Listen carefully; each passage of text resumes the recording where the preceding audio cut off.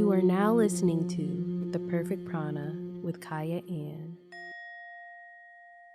What's poppin'? What's good? You're listening to The Perfect Prana Show on 88.1 FM WCRX, also available on Apple and Spotify. I'm Kyah Ann, your host, and a yoga enthusiast, and a girl who is trying her best right now. I have a great show up for you guys today. The usual yoga news, where I talk about what's going on in the yoga world, yoga controversies, yoga hills, where I speak with a very special guest about their practice, and the weekly wellness challenge, which is pretty self-explanatory. But before we get into all of that, let's center ourselves. Let's take this moment to go inward, to focus on our breath, to focus on our prana. Prana translating to breath, as in the breath of life, our life energy source. It has a few translations, but no matter where you're at, you're driving in the car, you're sitting on the couch, you're laying in your bed, walking in the park, there's an array of options.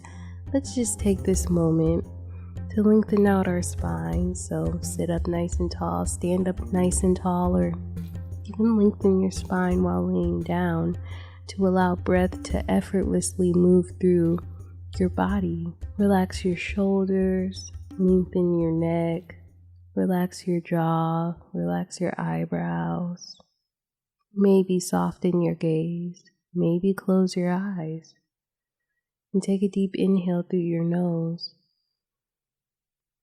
And exhale, sigh it out like making it nice and loud, relieving tension, feeling the stillness in your body. Take a deep inhale through your nose, right into your belly.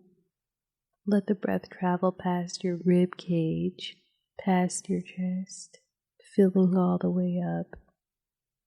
And exhale, sigh it out from your throat, emptying your rib cage and emptying your belly completely. Take a deep inhale through your nose, starting at the base, letting the breath travel upward, nourishing each part of your body.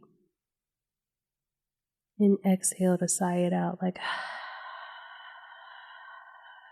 And one more time, let's take a deep inhale together. Filling up all the way, inflating our bellies like balloons, relaxing your shoulders still, and exhale to sigh it all out like pooling in your belly button all the way, pushing out all the breath. Let your breath come back to a steady rhythm.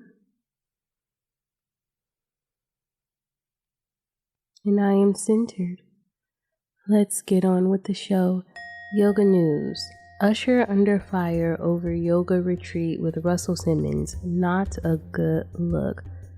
Okay, so for those of you who don't know who Russel Simmons is, he was the founder or the co-founder of Def Jams, and this super big guy in hip hop. He's a record executive. He created a lot in the hip hop culture and influenced the culture just in a lot of ways.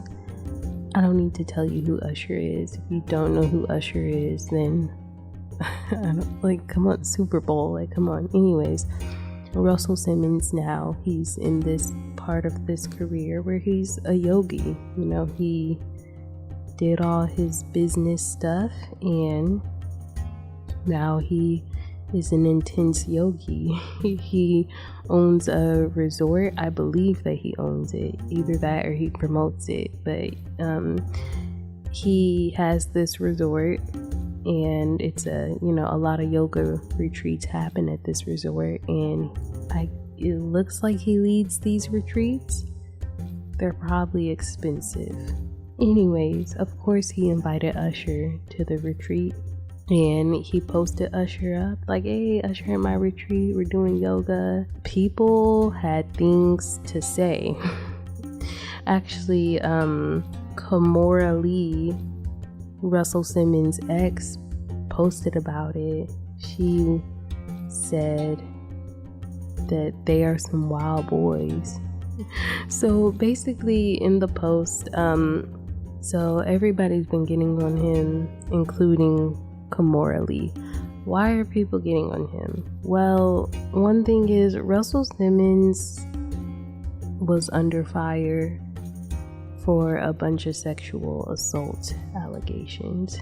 A lot of women came out, had all these stories about Russel Simmons and how horrible he was, and how he R-word and just assaulted them and just did some grimy stuff. I read a comment that somebody said it was with underage women too, but I don't know. And I looked on a Rolling Stone article, and the latest allegation I see was from like 2016, so that wasn't that long ago. That was like 8 years ago. By the way, he denied all these allegations. Whether Russel Simmons did all of this stuff, I hope that the people that were hurt by him heal. I hope that they heal from whatever it is. And if they weren't hurt by him and they made these allegations, then I also hope that they heal. But as for Russel Simmons, if he did all that stuff to those women, I hope he heals. And if he didn't do that stuff and he's getting accused, I hope he heals. Wasn't that a great politician answer? But I'm just like, why is Usher being under fire for this? Like I said, if you are associated with somebody that has done something sexually indecent, then you're automatically under fire. I didn't like people making jokes. Again, Russell's ex kind of making some snide comments and underlying jokes about the fact that they're doing yoga together, they're men doing yoga together, and I just don't think that's cool. It's 2024. Like, come on. Yoga is for everybody. It's not just for women. It's not just for gay men. It's for everybody. Just because you practice yoga, you practice movements that make you stronger, more mobile, and more balanced, doesn't make you anything other than a person that is improving. There is no relationship between your yoga practice and your sexual orientation or who you mess with or what. Like, no. Like, come on. Like, let's not do that. Let's not put yoga in that box. Because, and then with doing that, it's just like, when we do that, we take the practice away from people. People that might feel inclined to practice yoga.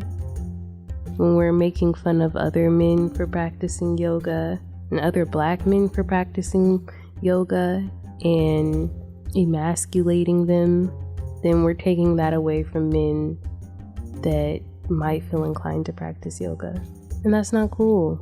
Yoga can be masculine and it can also be feminine. Like, it's everything. It's for everybody. Everybody deserves to practice yoga and to still have a sense of self and not feel like, oh, this makes me this certain type of person. Like, no. Let's not do that. That wasn't cool. Yoga heals. So, if you can't tell by the way that I sound on this show, then I'm gonna let you know I've been going through things this week. It's been a rough week, and my interview for this week just didn't really pan out. So I wanted to re-air this interview because the first time I aired it, I was not happy with it.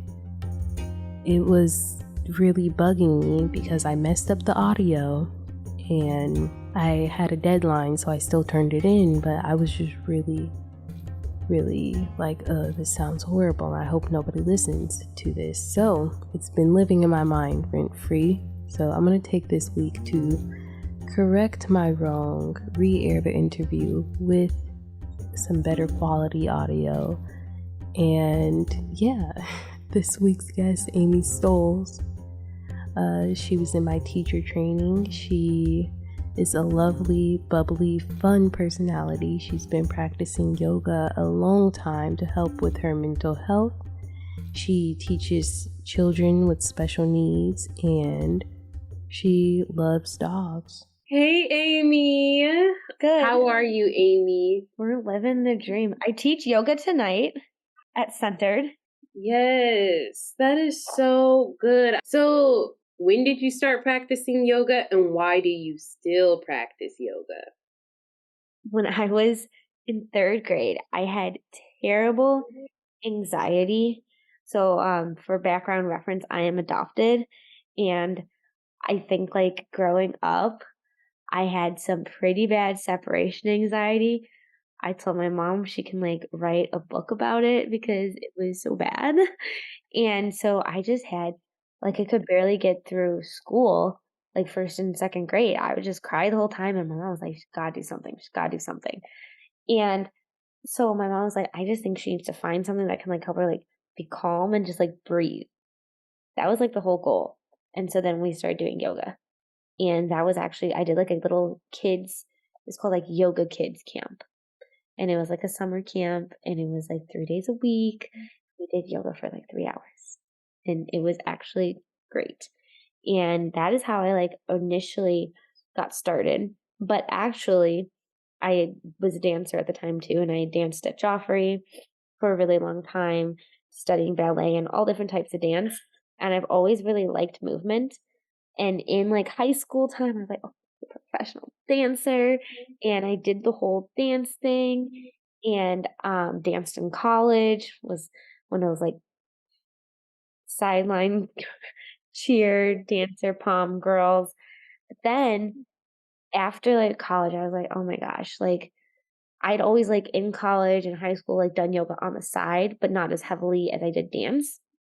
And then after college, I was like, I'm done with the dance world. Like I can't I finished teaching and coaching a dance competition team. And I was like, it's been real. This is too much mental strain on just the drama. I couldn't do it. I was like, I'm outie. So then I'd always been like doing yoga on the side in college because our school offered like most schools free yoga classes. And I was doing that and I was like, oh, I really like it. And I had toyed with the idea, maybe I should get like my certificate so I could like teach here at the school and never did it. Found a job teaching dance. And then after college, I was like, no, we're doing it. We're going to do it. And we kind of sat on it for a bit.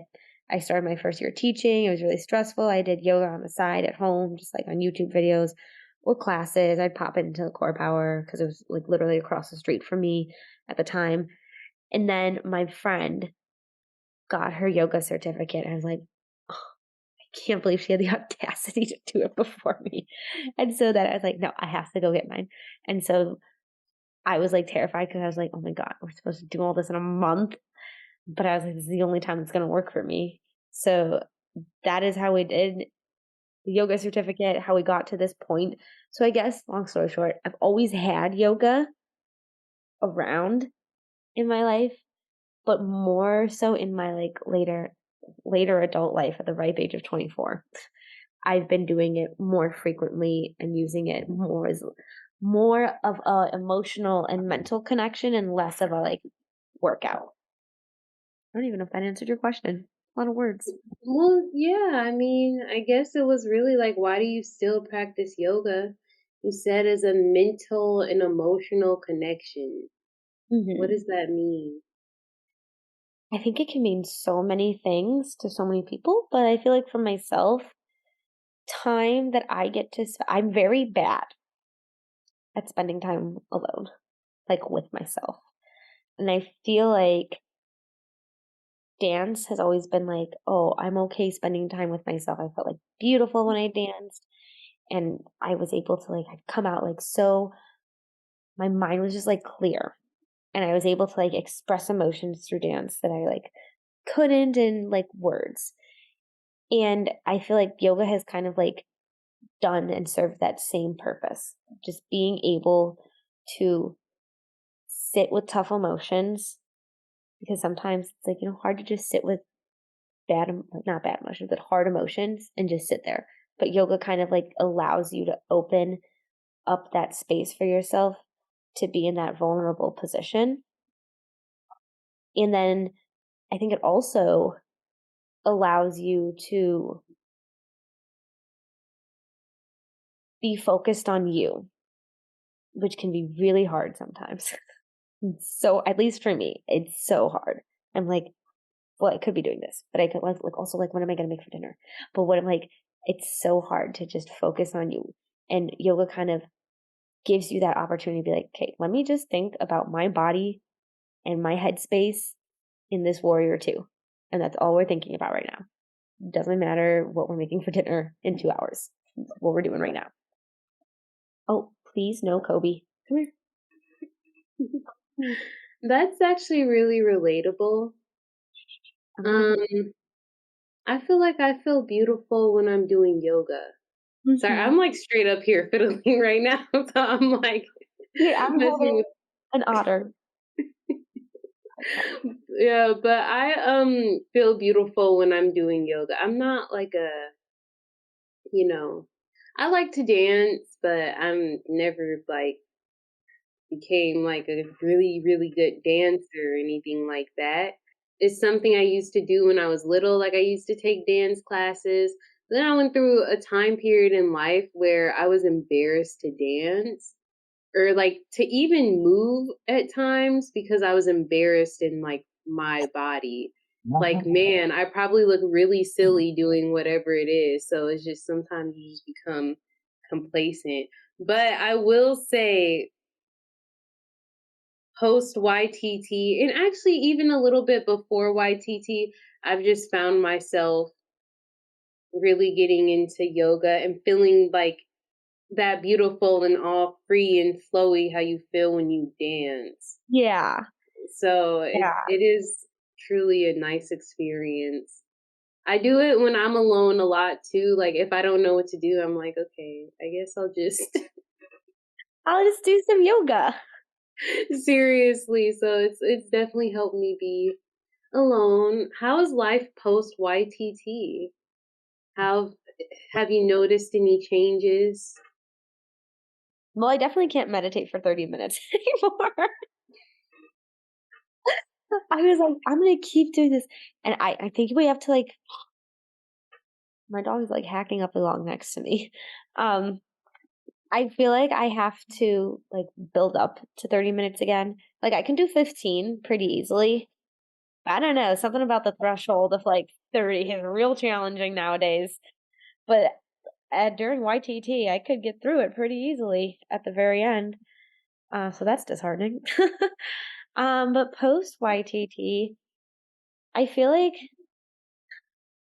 especially when I was like looking at corporate positions, I was like, oh my gosh, I'm so critical now of yoga classes. Will I ever enjoy a yoga class again? Like before, like when you took yoga class, you're like, this is great. You had no idea. And then you do YTT and you're like, oh my God, but should you say that? Or would I do that sequence? Or, like, is that the cue I would use? Oh, I would know, I would use more Sanskrit or whatever. So now I'm like, oh my God, will I ever be able to enjoy calm, relaxing yoga class again? How has your daily practice changed with yoga? Or like have you seen improvement with your practice with yoga in general afterwards? I'm gonna be real honest, not very yogi of me. But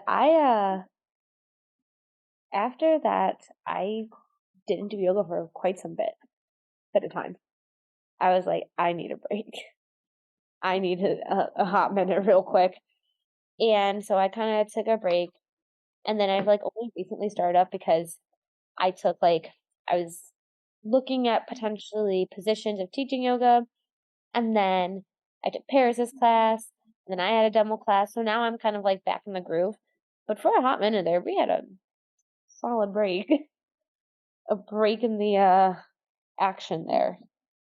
Now when I practice yoga, besides just being a little more aware about how to do the positions, I'm like, oh yeah, I should probably open my shoulders doing that. Or, I should probably like do this. I think I'm a lot more conscious of my breath, honestly. That sounds super weird. But sometimes in like yoga classes, they'd be like, breathe in, breathe out. And I'd be like, oh my gosh, I'm Asian. Asians have small nostrils. I was like, I can't breathe in for that long and I cannot breathe out for that long. But now I don't know why.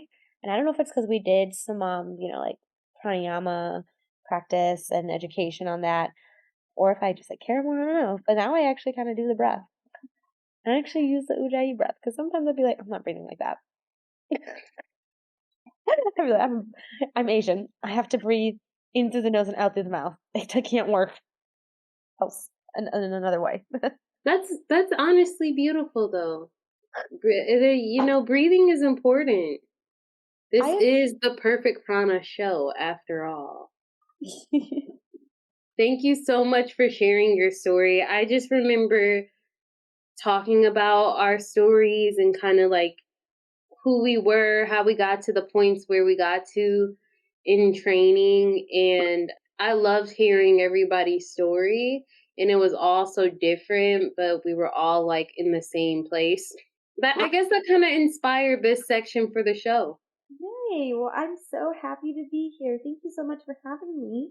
And I'm so happy that you are here. You don't even know how happy I'm. As a yoga teacher, this is the tradition on the show. Before we go, I need you to cue us through a quick breath, a pranayama. Well, who do you think I am? Just kidding. A yoga teacher. That's who you are. So, we can be my dogs. We'll be inspired by my dogs. And honestly, I did this. I don't know if we did this honestly at Yoga Feet, YTT, but when I was little, we used to call them bunny breaths. And I don't know, I was just like instantly drawn to them. So what the actual term is, you're going to have to ask someone else because we didn't get that far at Yoga Kids, okay? So the way that it works is you're going to breathe in through your nose, and when you do so, kind of pretend you're smelling like soup, or as we were taught as children, you're a little bunny and you're sniffing, sniffing, sniffing. So we're taking about 5 to 10 sniffs as we inhale, and then as we exhale through the mouth, releasing all of our good smells back out into the universe. Alrighty, ready? So, taking a moment, finding yourself, being centered,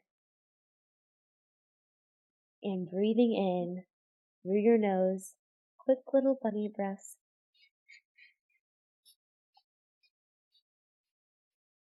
Exhale through the mouth. One more time, inhale.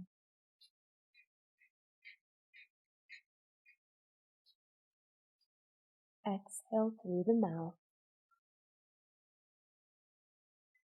Wonderful. Amazing. Thank you so much, Amy, for coming on to the Perfect Prana show. I love you, and I love your chaotic dogs. They're hilarious. Like this whole time. I feel so bad. I was like, y'all gotta shut up. And there was one point where I was just like holding their noses. I was like, oh, their dad's home. Thank you, Amy. Namaste. Namaste. You're listening to the Perfect Prana Show on 88.1 FM WCRX. Saturdays at 10 a.m., Sundays at 9 a.m. Also available on Apple and Spotify, where I post extended versions. Weekly Wellness Challenge.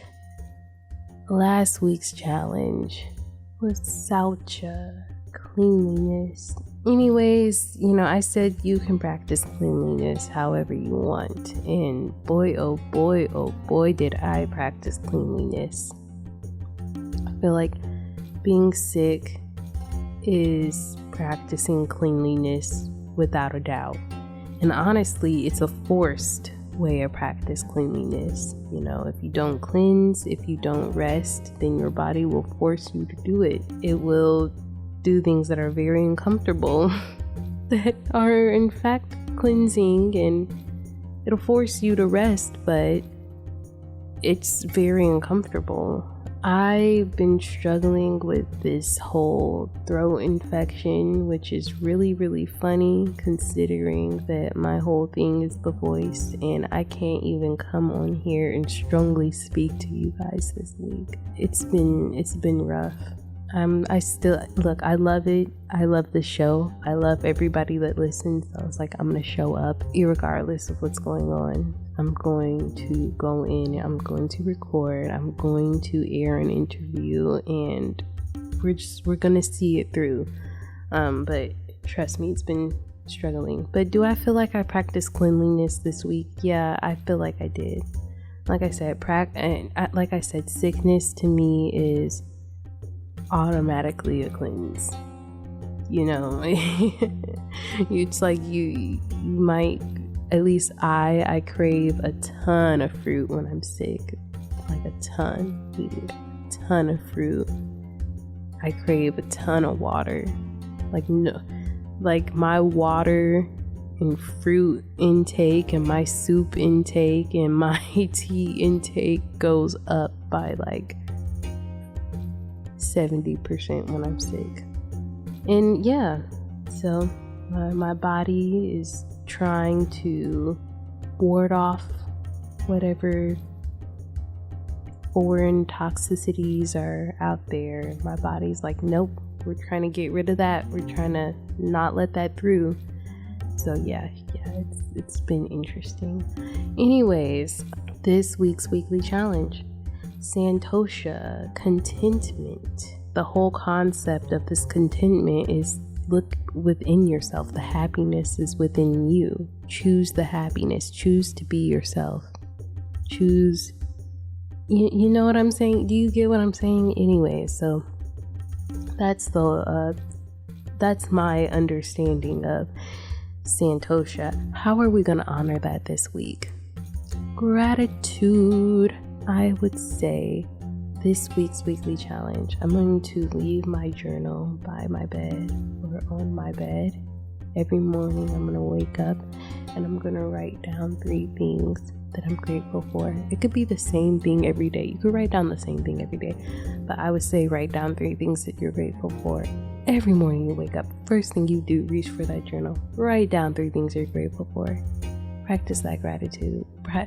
Be grateful for the things that you have now, for how far you've come and how far you've got to go. That is the whole basic concept of Santosha. Being grateful for the now. Being content with what you have now. Saying, thank you now. Like, this is what I have now is great.